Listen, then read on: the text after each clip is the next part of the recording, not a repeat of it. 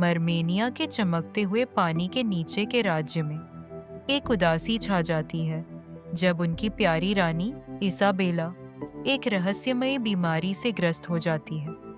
उनका तेज स्वास्थ्य फीका पड़ने लगता है, जिससे उनके वफादार प्रजाजनों में गहरी चिंता फैल जाती है। बुद्धिमान और प्राचीन जलपरी स्कोच सावधानी पूर्वक अवलोकन और पुराने ज्ञान से परामर्श के बाद भयानक सच्चाई प्रकट करती है। रानी इसाबेला पर एक शक्तिशाली शाप है, एक द्वेषपूर्ण जादू जो बहुत पहले उनके कड़वे सौतेले दादा द्वारा डाला गया था। यह काला जादू यह निर्धारित करता है कि जब भी इसाबेला पानी के आलिंगन से बाहर निकलती है तो उनकी जीवन शक्ति कम होने लगती है। हालांकि उम्मीद पूरी तरह से खत्म नहीं हुई है। स्कोच एक महान उपाय के बारे में बताती है, एक जादुई गुलाब जो केवल मानव दुनिया में खिलता है। इस गुलाब में प्राचीन शाप को तोड़ने और रानी को उनके पहले के जीवन में वापस लाने की शक्ति है। फिर भी समुद्र की गहराई और ऊपर की भूमि के बीच एक दुर्जेय बाधा मौजूद है, एक सीमा जिसे केवल जल परी के रूप में पैदा हुए लोग ही सुरक्षित रूप से पार कर सकते हैं। अपनी रानी के संभावित नुकसान का सामना करते हुए पूरे मरमेनिया में एक भव्य प्रतियोगिता की घोषणा की जाती है। जो जल परी जादुई गुलाब को पुनः प्राप्त करने के लिए अपरिचित और संभावित रूप से खतरनाक मानव दुनिया में उद्यम करने के लिए पर्याप्त बहादुर है, उन्हें उनके साहस और सेवा के लिए भरपूर इनाम दिया जाएगा। वादा किया गया इनाम महत्वपूर्ण है, इतना कि पानी के नीचे के सबसे सतर्क निवासियों को भी लुभा सके। पुरस्कार के आकर्षण के बावजूद डर कई जलपरियों के दिलों में समा जाता है। सतह की दुनिया और उसके अजीब प्राणियों और रीति रिवाजों की कहानियां पूरे राज्य में फुसफुसाई जाती है। अपने जलीय अभयारण्य को छोड़ने की संभावना कई लोगों को आशंका से भर देती है। हालांकि हिचकिचाते हुए भीड़ के बीच कुछ साहसी आत्माएं साहस की एक हलचल महसूस करती हैं, जो रानी के लिए उनके प्यार और अपने घर को बचाने की इच्छा से प्रेरित होती है। ये दृढ़ जलपरी खतरनाक यात्रा के लिए खुद को तैयार करती है। प्रत्येक के पास अद्वितीय कौशल होता है और शायद गुप्त आशाएं या बोझ होते हैं। कहानी तब संभवतः इन चुने हुए जलपरियों के कारनामों का अनुसरण करती है, क्योंकि वे मानव दुनिया की चुनौतियों का सामना करते हैं।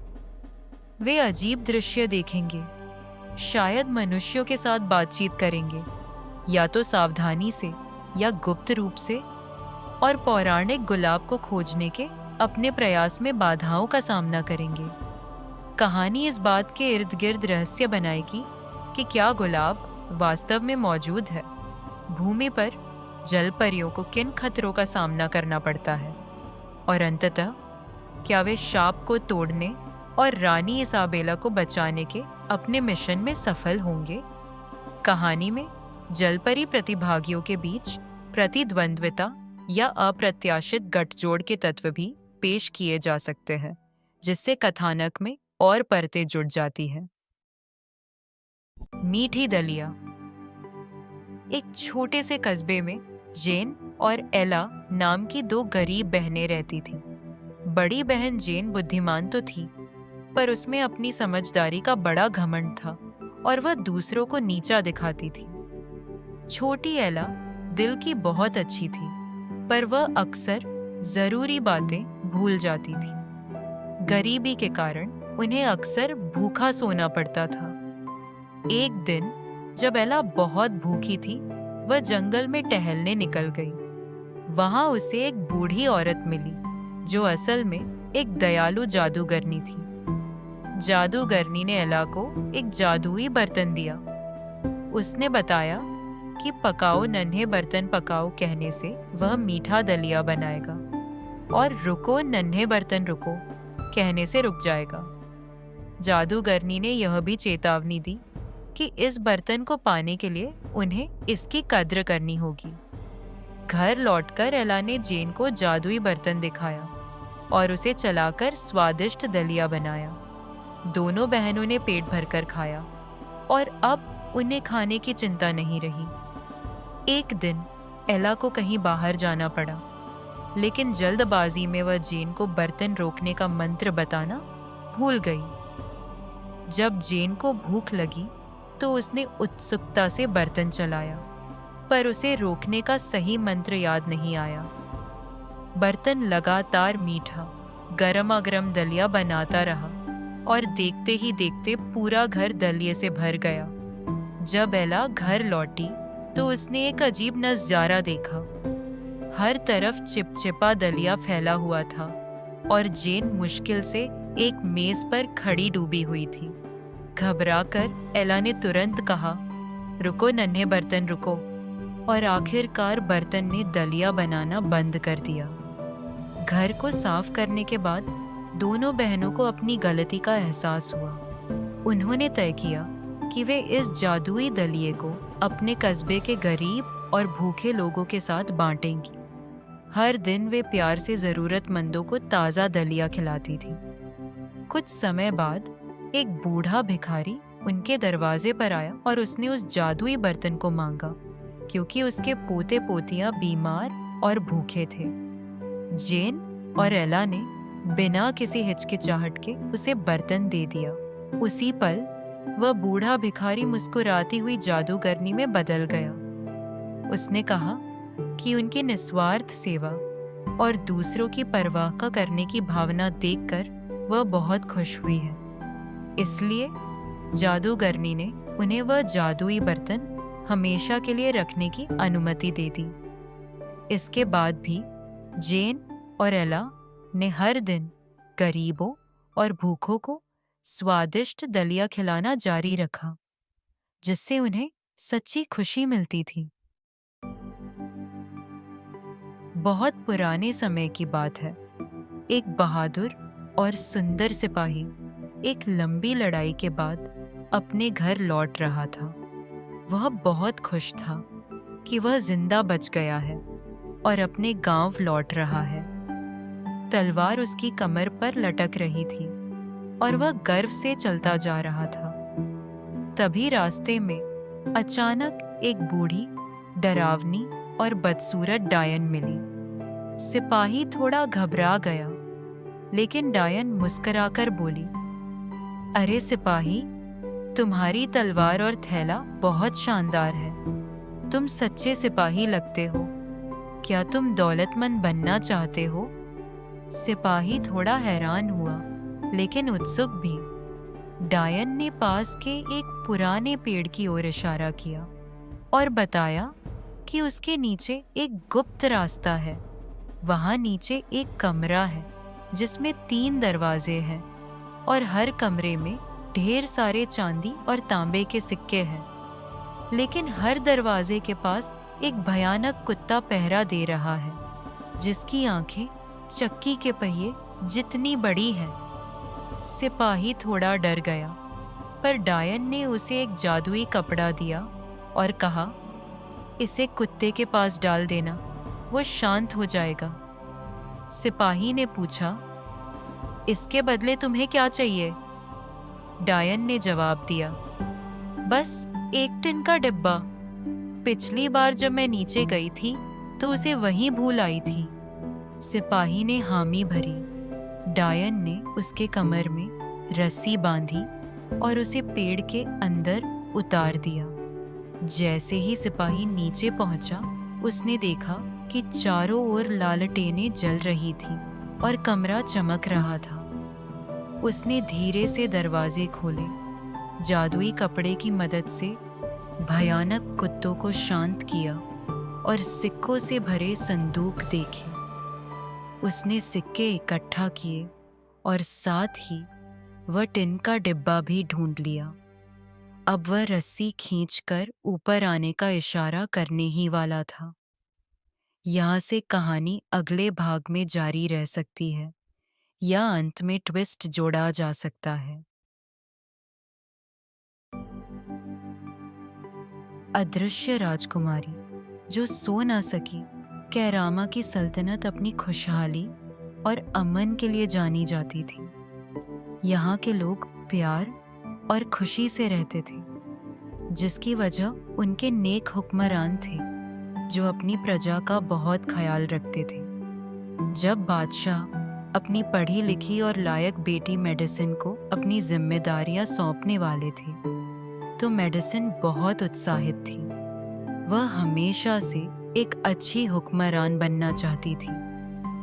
आज मैं एक सच्ची राजकुमारी बनने वाली हूँ, उसने खुशी से कहा। उसकी वालिदा ने मुस्कुराकर पूछा, तो क्या इसका मतलब है कि अब तक तुम सिर्फ एक दिखावे की राजकुमारी थी? अब तुम्हें बहुत सी अहम जिम्मेदारियां संभालनी होंगी।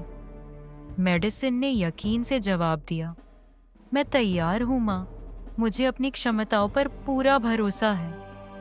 उसके वालिद ने नसीहत दी, मेरी प्यारी बेटी, याद रखना कि हर काम वक्त और सब्र से होता है।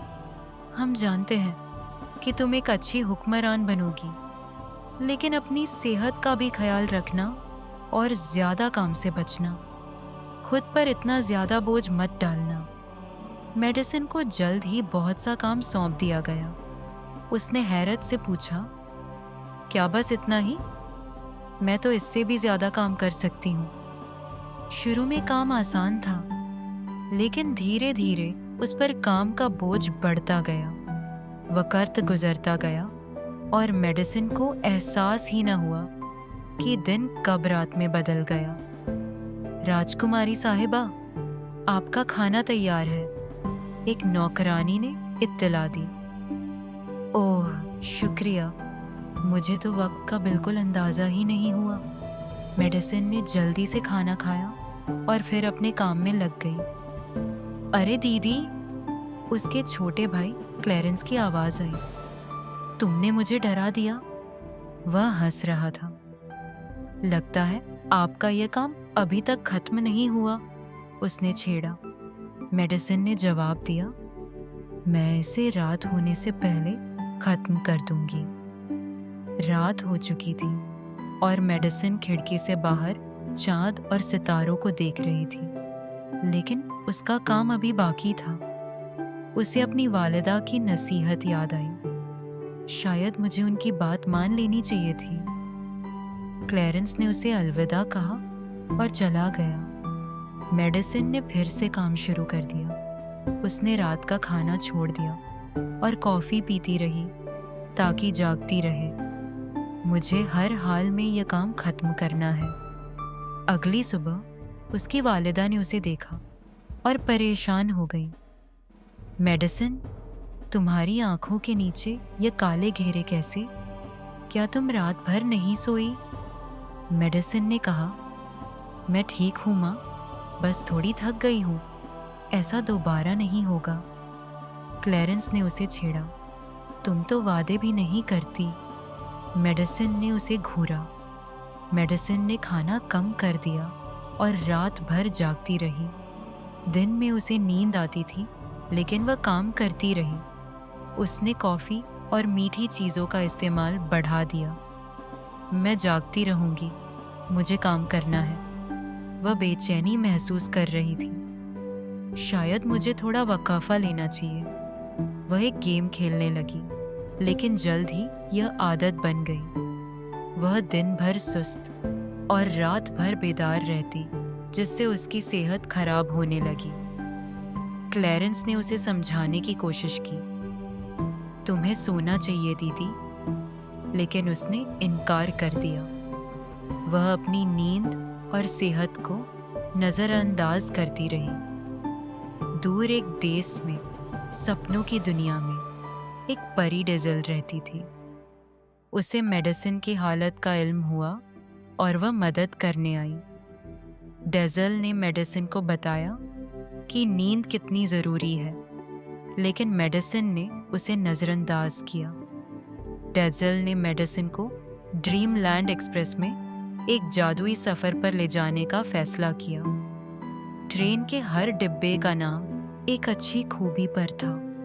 उन्होंने हिम्मत, तखय्युल और दूसरे डिब्बे देखे। मेडिसिन ने सोए हुए लोगों के सपने देखे और समझा कि सपने कितने अहम हैं। उसने एक कलाकार, एक बीमार बच्चे और एक खलाबाज के सपने देखे। उसे एहसास हुआ कि नींद और अच्छे सपने जिंदगी को बेहतर बनाते हैं। आखिरकार उसे अपनी गलती का एहसास हुआ। डेज़ल मेडिसिन को वापस ले आई। मेडिसिन ने वादा किया कि वह अपनी नींद का ख्याल रखेगी। अगली सुबह वह तरोताजा थी और काम करना उसे आसान लगा। उसने मुतवाज़िन जिंदगी गुजारने का फैसला किया और समझ गई कि सेहत सबसे बड़ी दौलत है। Thanks for exploring with Kids Crew. For more videos, subscribe our channel or click on these links.